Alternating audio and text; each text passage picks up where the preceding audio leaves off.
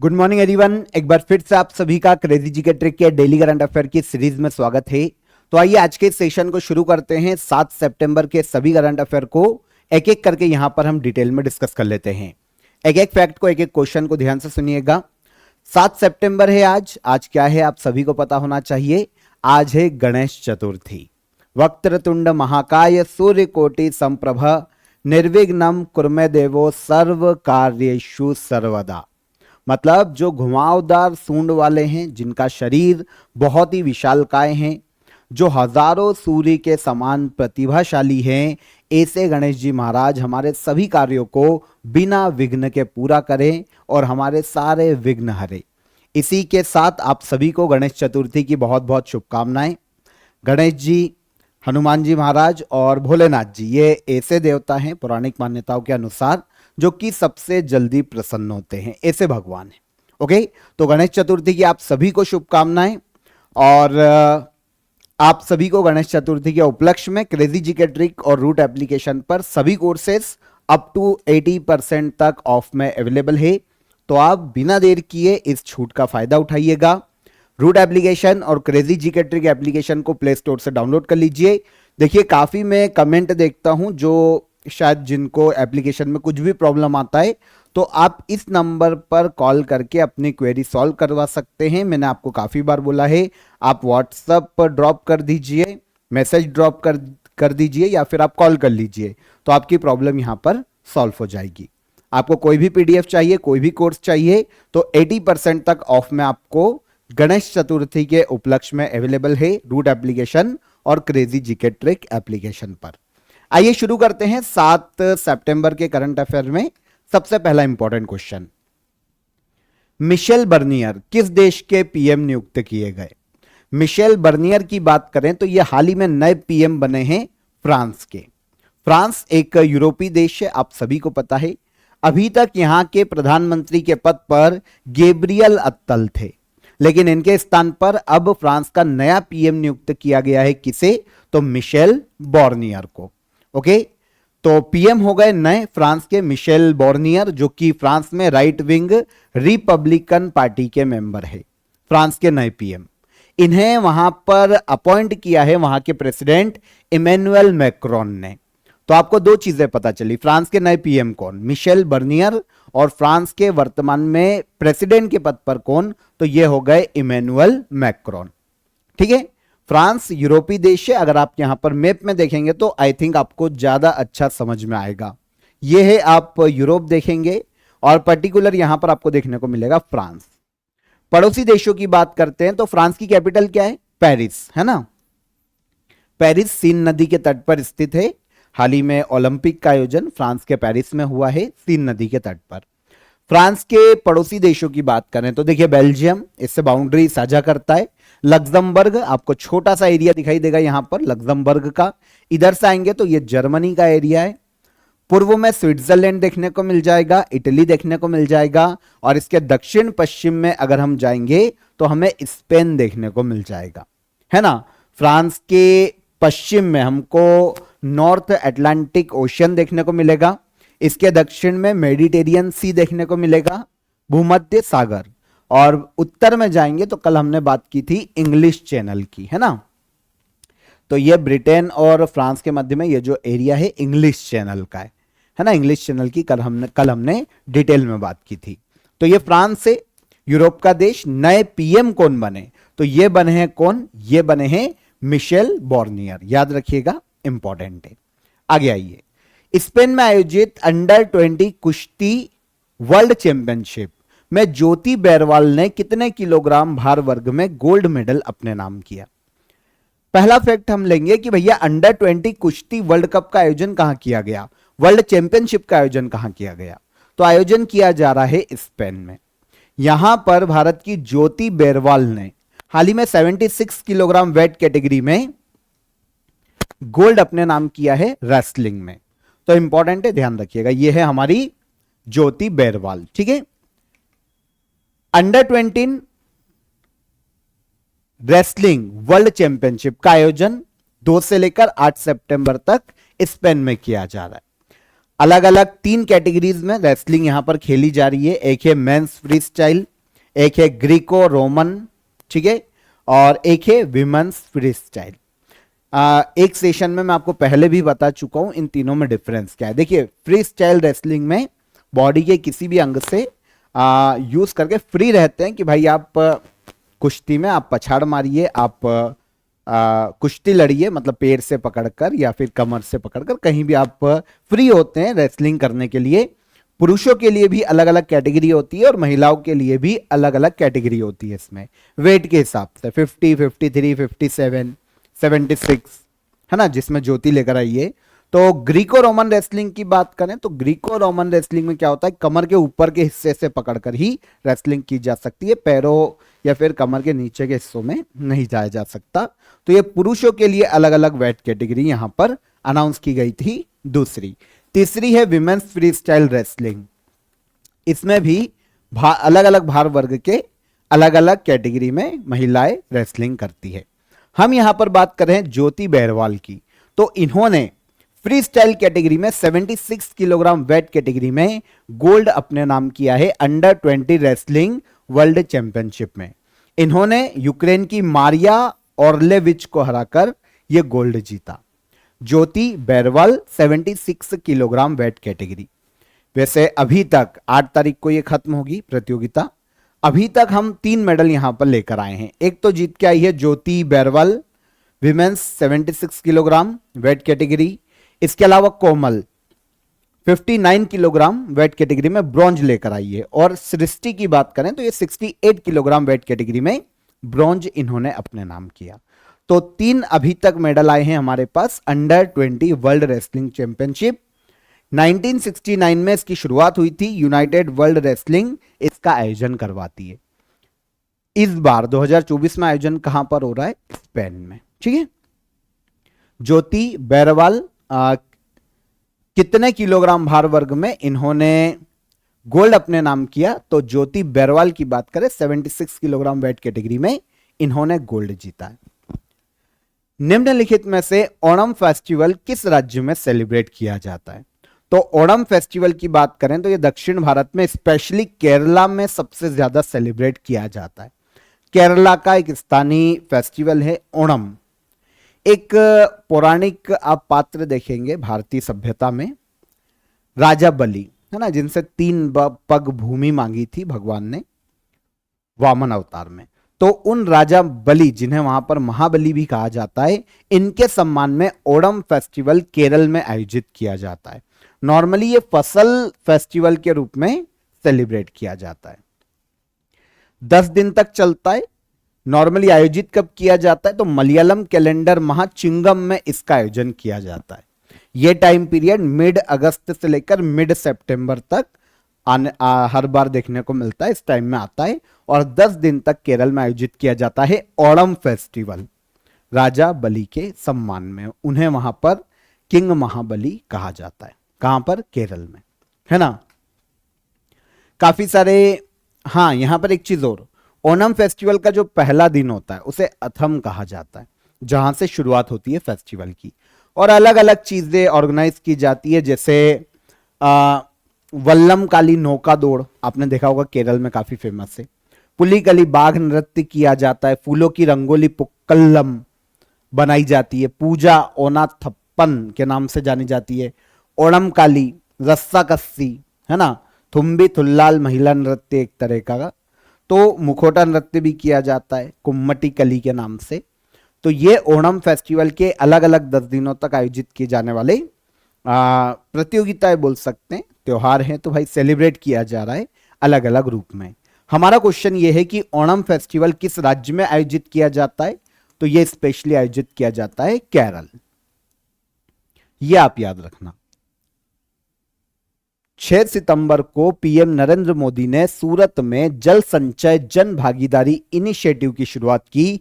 यह किस मिनिस्ट्री की पहल है, तो जल संचय जन भागीदारी इनिशिएटिव, भारत के पीएम ने इसकी शुरुआत की है गुजरात के सूरत में। एक्चुअल में ये जो इनिशिएट है ना, ये मंत्रालय मिनिस्ट्री ऑफ जल शक्ति का एक इनिशिएटिव है, मिनिस्ट्री ऑफ जल शक्ति। देखिए नाम से आपको समझ में आ जाना चाहिए कि भाई जन भागीदारी का यूज किया जाएगा वर्षा जल को संचित करने के लिए। ऑब्वियस सी बात है, सूखे की समस्या से निपटने के लिए गुजरात में इस पहल को इनोग्रेट किया है भारत के पीएम नरेंद्र मोदी ने, है ना। मिनिस्ट्री ऑफ जल शक्ति द्वारा शुरू की गई है जल संचय जन भागीदारी पहल। इसके तहत गुजरात में जो लोकल लोग हैं, वहां की जो नागरिक हैं, जनता है, मूल निवासी है, उन लोकल कम्युनिटी का यूज करके, उनको इन्वॉल्व करके गुजरात में 24,800 rain water harvesting structure develop किए जाने वाले। ये क्या है? वर्षा के जल को संचित करने के लिए कैसे कर सकते हैं? कुएं बना दो, बावड़ियां बना दो, तालाब बना लो, है ना। तो वर्षा के जल को भूमिगत जल के रूप में संचित किया जाए और बाद में फिर उसका यूज किया जाए। इसके लिए गुजरात के स्थानीय लोगों की मदद ली जाएगी भाई, इसीलिए इसको नाम दिया गया है जल संचय जन भागीदारी पहल। जल शक्ति मंत्रालय की पहल है। गुजरात के सूरत में इसका इनॉग्रेशन किया है भारत के पीएम नरेंद्र मोदी ने। ठीक है, उद्देश्य वाटर कंजर्वेशन करना, ऑब्वियस सी बात है। ऐसी काफी सारी इनिशिएट पानी को लेकर भारत सरकार के द्वारा समय समय पर किए जाते रहे हैं, जिनमें एक है जल जीवन मिशन। 15 अगस्त 2019 को जल जीवन मिशन केंद्र सरकार ने शुरू किया था। जानते क्या है? गवर्नमेंट का लक्ष्य था कि हर घर नल से जल ग्रामीण क्षेत्रों में सबको मिले, भारत के सभी गांवों में। 2024 तक का लक्ष्य रखा गया था कि भैया भारत के सभी गांवों में 2024 तक नल से जल हर व्यक्ति को मिले। 15 अगस्त 2019 को शुरू की गई थी जल जीवन मिशन। इंपॉर्टेंट है, ध्यान रखना। सेकेंड, अटल भूजल योजना। इसका उद्देश्य भी भूमिगत जल का संरक्षण करना और water management, ground water management का एक प्लान था। इसे लॉन्च किया गया था अटल बिहारी वाजपेयी की 95वीं जयंती पर, जो आई थी 25 दिसंबर 2019 को, है ना। तो ये अटल भूजल योजना 2019 की है और जल जीवन मिशन भी 2019 का है, दोनों को याद रखो। पेरिस पैरालंपिक में कपिल परमार ने किस खेल में ब्रॉन्ज मेडल जीता है? पेरिस पैरालंपिक लगातार मेडल हम जीत रहे हैं। हमारी जो पैरा एथलीट की टीम गई है, बहुत शानदार प्रदर्शन। इवन टोक्यो पैरालंपिक में हमने ओनली 19 मेडल अपने नाम किए थे, लेकिन यहां पर हम 26 क्रॉस कर चुके हैं अभी तक। तो बहुत ही अच्छा प्रदर्शन रहा है। इसमें कपिल परमार की बात करें पेरिस पैरालंपिक में, तो इन्होंने जूडो में ब्रॉन्ज मेडल अपने नाम किया है। जूडो में पैरालंपिक गेम्स में मेडल लाने वाले पहले व्यक्ति है परमार जी। ब्रॉन्ज लाए पर लेकर आए, ठीक है, प्राउड। तो पेरिस पैरालंपिक 2024 में कपिल परमार ने, एक कैटेगरी होती है J1 जूडो इवेंट, यहां पर J1 इवेंट भी समझो कि ये क्या होता है। देखिए कैटेगरी है जूडो में J1 कैटेगरी। क्या होता है? जो दृष्टि बाधित एथलीट होते हैं जूडो में, जो जिनको कम दिखाई देता है, मतलब पूरे दृष्टिहीन नहीं होते, पर नॉर्मल जो व्यक्ति होते हैं उसकी तुलना में कम दिखाई देता है, तो ये कैटेगरी हो जाती है जूडो में J1 कैटेगरी। तो J1 जूडो कैटेगरी में कपिल परमार लेकर आए हैं 60 किलोग्राम वेट कैटेगरी में जूडो में ब्रॉन्ज मेडल। कितनी वेट कैटेगरी है? 60 किलोग्राम। जूडो में भारत के लिए मेडल लाने वाले पहले व्यक्ति है, फर्स्ट मेडल है इंडिया को पैरालंपिक गेम्स में जूडो में मिला, ब्रॉन्ज। 5 सितंबर तक हमने टोटल 25 मेडल इनके साथ अपने नाम कर लिए थे और 6 सितंबर को लास्ट डे एक और मेडल आया था हमारे पास, गोल्ड। 6 सितंबर को एथलीट हैं प्रवीण कुमार, इन्होंने पुरुषों की हाई जंप T64 के फाइनल में गोल्ड मेडल अपने नाम किया है। तो 6 सितंबर को यह हमारा 26वां मेडल था, 26वां मेडल। कपिल परमार वाला 25वां था और ये 26वां मेडल, ठीक है। High jump T64। अब यहां पर T64 कैटेगरी है हाई जंप में। जो कमर के नीचे का हिस्सा, पैर स्पेशली या तो कमजोर है या फिर किसी भी तरीके से आर्टिफिशियल लेग का कोई यूज कर रहा है, कृत्रिम अंग का यूज कर रहा है खेलते समय, एक पैर नकली है या दोनों आर्टिफिशियल है, तो फिर ऐसी कैटेगरी होती है T64 कैटेगरी हाई जंप में। तो इसमें भारत के लिए गोल्ड लेकर आए हैं एथलीट प्रवीण कुमार, तो इनको मिलाकर 6 सितंबर तक हमारे पास मेडल हो जाते हैं 26। ठीक है, तो जब खत्म हो जाएगी पैरालंपिक तो मैं आपको सारे मेडल एक साथ बताऊंगा, डरना मत। रोज मैं आपको कुछ ना कुछ मेडल बता रहा हूं, लेकिन जब प्रतियोगिता खत्म होगी तो हम सारे एक साथ कलेक्ट करेंगे, है ना। हाल ही में किस मंत्रालय ने विश्वसनीय ब्लॉकचेन टेक्नोलॉजी स्टैक लॉन्च किया है? विश्वसनीय ब्लॉकचेन टेक्नोलॉजी स्टैक लॉन्च किया है ministry of electronics and information technology ने। Answer A. समझना पड़ेगा विश्वसनीय ब्लॉकचेन टेक्नोलॉजी स्टैक क्या है, इसको समझना पड़ेगा। लॉन्च किसने किया पहले ये समझो, ministry of electronics and information technology. देखिए, विश्वसनीय blockchain technology stack Indian government का एक प्लान है जो डिजिटल सर्विसेज को और ज्यादा भारत में सिक्योर करने, ट्रांसपेरेंट करने और रिलायबल बनाने के लिए एक ब्लॉकचेन तकनीक का यूज करता है। देखिए होता है क्या है, भारत का जो इंपॉर्टेंट डेटा है वो अलग अलग ब्लॉक लेयर में सेव किया जाता है। कंप्यूटर बोल लो, है ना, अलग अलग हार्डवेयर बोल लो, सॉरी कंप्यूटर बोल लो, या फिर किसी भी हार्ड डिस्क समझ लो आप, जैसे जिसमें भी डेटा सेव करते हैं उनमें अलग अलग कंप्यूटर में होता है और सभी एक दूसरे से जुड़े होते हैं। यह है ब्लॉकचेन तकनीक। तो इसका यूज किया गया है ताकि भारत के जो लोग हैं उनको गवर्नमेंट सर्विसेज ज्यादा सुरक्षित मिले और लोगों का जो डिजिटल डेटा है वो सिक्योर रहे और डिजिटल मीडियम से अत्यधिक सुविधाएं गवर्नमेंट की लोगों को दी जा सके। तो ये पूरी एक चेन है विश्वसनीय ब्लॉकचेन टेक्नोलॉजी स्टैक, जिसे लॉन्च किया है ministry of electronics and information technology ने। ओके, यह टेक्निक विभिन्न ब्लॉकचेन बेस्ड एप्लीकेशन को सपोर्ट करने के लिए बनाई गई है, सबको आपस में जोड़ेगी और अधिक सिक्योर करेगी, ट्रांसपेरेंट करेगी लोगों के लिए, है ना। यह टेक्निक डेटा को सेफ और ट्रांसपेरेंट तरीके से प्रोटेक्ट करती है। 27th ई गवर्नेंस समिट में किस मिनिस्ट्री को पोषण ट्रैकर पहल के लिए ई गवर्नेंस अवार्ड 2024 से सम्मानित किया गया? तो 27th ई गवर्नेंस समिट, इसमें हाल ही में भारत की मिनिस्ट्री जो महिला एवं बाल विकास मंत्रालय है, ministry of women and child development, इसे उसके पोषण ट्रैकर इनिशिएटिव के लिए ई गवर्नेंस अवार्ड 2024 प्रदान किया गया। किसे? महिला एवं बाल विकास मंत्रालय को। ठीक है, देखिए आयोजन कहां हुआ है? महाराष्ट्र राज्य में। मैंने आपको बताया था महाराष्ट्र के मुंबई में 27th ई गवर्नेंस समिट का आयोजन किया गया। समिट के दौरान न्यूट्रिशन ट्रैकर इनिशिएटिव के लिए ministry of women and child development को ई गवर्नेंस अवार्ड प्रदान किया गया और आईएएस मनीष रंजन, इन्हें national award for e governance award दिया गया। ई गवर्नेंस के लिए इन्हें भी अवार्ड मिला है क्योंकि झारखंड की झार जल योजना के क्रियान्वयन में इन्होंने बहुत ही अच्छी भूमिका निभाई है। तो एक आईएएस को दिया गया है मनीष रंजन, झारखंड के आईएएस से। ठीक है, मिनिस्ट्री जिसको ई गवर्नेंस अवार्ड मिला कौन है भाई? तो ministry of women and child development. E governance award की बात करें 2003 में शुरू की गई थी। 5 अलग अलग क्षेत्रों में यह अवार्ड दिया जाता है। ठीक है, 5 कैटेगरीज में ऐसा बोल सकते हैं यह अवार्ड दिया जाता है। कैटेगरीज यहां पर मेंशन कर दिए, मैं पढ़ नहीं रहा हूं पांचों, तो एक बार जब पीडीएफ मिले तो पांचों कैटेगरी पढ़ लेना।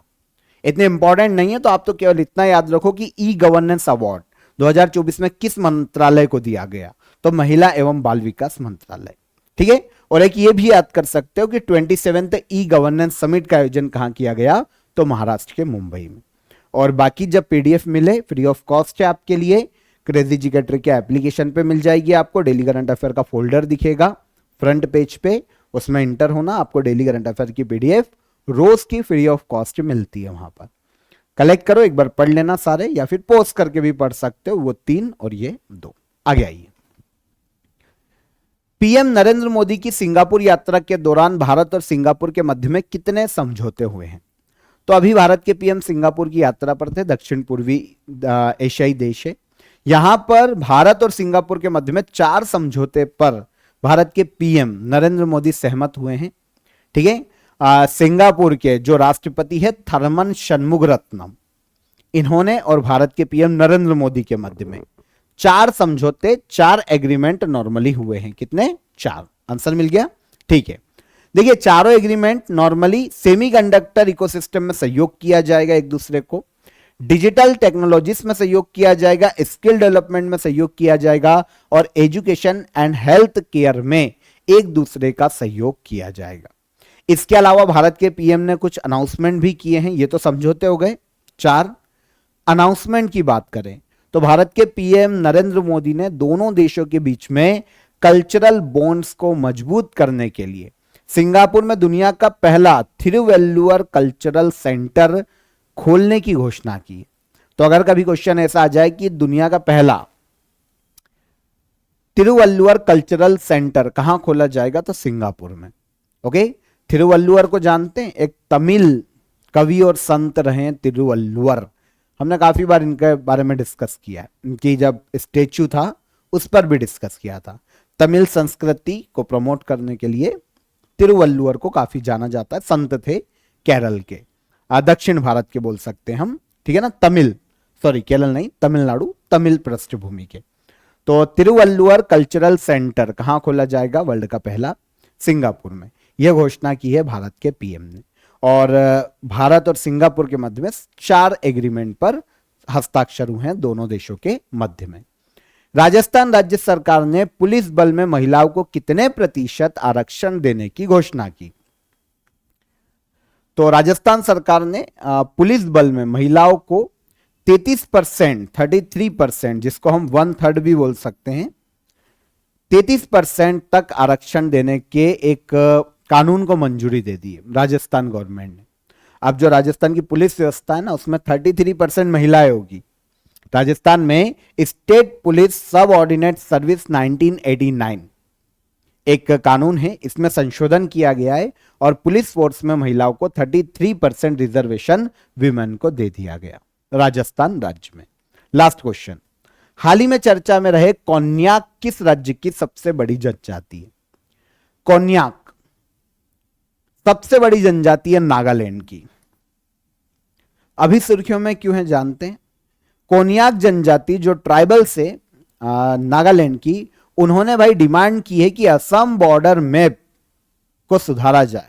इंडियन गवर्नमेंट से इन्होंने डिमांड की है कि असम के जो ट्राइबल्स एरिया हैं जिन पर विवाद है हमारे क्षेत्रों का, उनको सुधारा जाए। तो असम के बॉर्डर मैप को आप सुधारें और हमारे जो कोन्याक के एरियाज है उनको प्रॉपर आप लिस्टेड करें।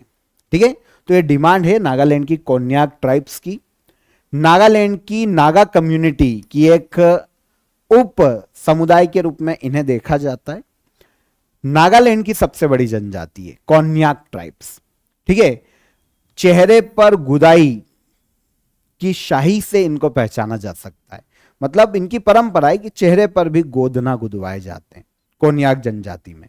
ठीक है, कोन्याक ट्राइब्स के लोग कोन्याक डांस भी करते हैं और इनका सबसे बड़ा ट्रेडिशनल डांस कोन्याक के नाम से जाना जाता है, इसीलिए इनका नाम ही पड़ गया कोन्याक जनजाति। ठीक है, नॉर्मली ये जो लोग हैं जांगलाऊ और जो लकड़ी की मूर्तियां होती है उनको बनाने के लिए महारत हासिल है इनको। माचे, जांगलाऊ, माचा समझते हैं? ग्रामीण क्षेत्र में कभी रहे होंगे तो माचा आपने सुना होगा, एक लाइन, माचो लगा है ना, माचो डाल, मतलब सोने के लिए एक तख्त जैसा माचा होता है। हम सोते ही हैं ग्रामीण क्षेत्रों में जिसपे सोते हैं ना, तो वो माचे है ना। तो इस तरीके से कोन्याक ट्राइब्स एक तो माचा बनाने के लिए और लकड़ी की मूर्तियां बनाने के लिए काफी जानी जाती। किस राज्य की सबसे बड़ी जनजाति है? कोन्याक, नागालैंड की। डन। तो यहां पर 7 सितंबर के सभी करंट अफेयर हमने क्लियर कर लिए, डिटेल में समझ लिए। अब लास्ट डे के करंट अफेयर का रिवीजन। पहले अंतरराष्ट्रीय सौर महोत्सव का आयोजन कहां किया जा रहा है? तो फर्स्ट इंटरनेशनल सोलर फेस्टिवल कहां आयोजित किया जा रहा है भाई? इंडिया। पैरालंपिक खेलों में गोल्ड मेडल जीतने वाले पहले भारतीय तीरंदाज कौन? हरविंदर सिंह। 5 सितंबर को 2024 से कितने शिक्षकों को सम्मानित किया गया? 5 सितंबर को 2024 में कितने शिक्षकों को अवार्ड दिया गया है सेंट्रल गवर्नमेंट के द्वारा? 82 है ना, शिक्षण अवार्ड है ये, 82 शिक्षकों को दिया गया। चर्चित दिलीप ट्रॉफी का संबंध किस खेल से है? तो ये क्रिकेट की प्रतियोगिता है दिलीप ट्रॉफी। भारत अमेरिका संयुक्त सैन्य अभ्यास युद्ध अभ्यास 2024 का आयोजन कहां किया जाएगा? तो यह राजस्थान में आयोजित किया जाएगा। किस स्थान पर ग्लोबल आर्टिफिशियल इंटेलिजेंस शिखर समिट 2024 का आयोजन किया जा रहा है? तो यह तेलंगाना के हैदराबाद में किया जा रहा है। उत्तर प्रदेश सरकार के द्वारा किस स्थान पर वैदिक 3D म्यूजियम खोला जाएगा? तो यह खोला जाएगा उत्तर प्रदेश के वाराणसी में। निम्न में से कौन इंग्लिश चैनल अकेले तैरकर पार करने वाले सबसे उम्रदराज भारतीय हैं? तो ये हो गए सिद्धार्थ अग्रवाल। हाल ही में राष्ट्रपति द्रौपदी मुर्मू ने महाराष्ट्र के किस जिले में विश्व शांति युद्ध विहार का इनॉग्रेशन किया? तो यह इनॉग्रेशन हुआ है महाराष्ट्र के लातूर में। लास्ट क्वेश्चन क्या था हमारा? किस मिशन के तहत राजस्थान में विषाणु युद्ध अभ्यास वायरस वॉर अभ्यास या एक्सरसाइज आयोजित की गई? तो यह मिशन है national one health mission. Answer A. ये सारे करंट अफेयर कल के सेशन में हमने डिटेल में समझे थे।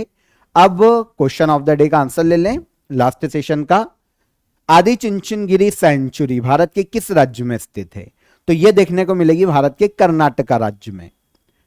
पेरिस ओलंपिक 2024 में मेंस टेनिस सिंगल का खिताब किसने जीता था? तो यह जीता था नोवाक जोकोविच ने, सर्बिया के खिलाड़ी हैं। और नेहा सागवान किस खेल से संबंधित प्लेयर है? तो नेहा सागवान कुश्ती की बहुत ही फेमस प्लेयर है, रेसलिंग प्लेयर है नेहा सागवान। आंसर मिल गए। अब आज के लिए question of the day comment में आंसर कीजिएगा। पहला क्वेश्चन बहुत ही सिंपल, हिरोशिमा डे पूरे वर्ल्ड में कब मनाया जाता है? डिजास्टर रिस्क मैनेजमेंट के लिए इंश्योरेंस कराने वाला देश का पहला राज्य कौन सा है? और 8 अगस्त 2024 को किस राज्य के फॉर्मर सीएम बुद्धदेव भट्टाचार्य का निधन हो गया? तीनों ही क्वेश्चन का आंसर दीजिएगा। बहुत ही इंपॉर्टेंट क्वेश्चन है, नोट कीजिए ध्यान से। सेशन कैसा लगा ये भी बताइएगा। पसंद आया हो तो लाइक और शेयर कर दीजिए। चैनल को सब्सक्राइब कर लीजिए अगर पहली बार आए हैं तो। रूट एप्लीकेशन और क्रेजी जीके ट्रिक एप्लीकेशन को प्ले स्टोर से डाउनलोड कर लीजिए। 80% तक आपको वहां पर ऑफ अवेलेबल है गणेश चतुर्थी का, उसका फायदा उठाइए। कल फिर मुलाकात करेंगे नेक्स्ट डे के करंट अफेयर में। तब तक अपना ख्याल रखिएगा। जय हिंद, जय भारत।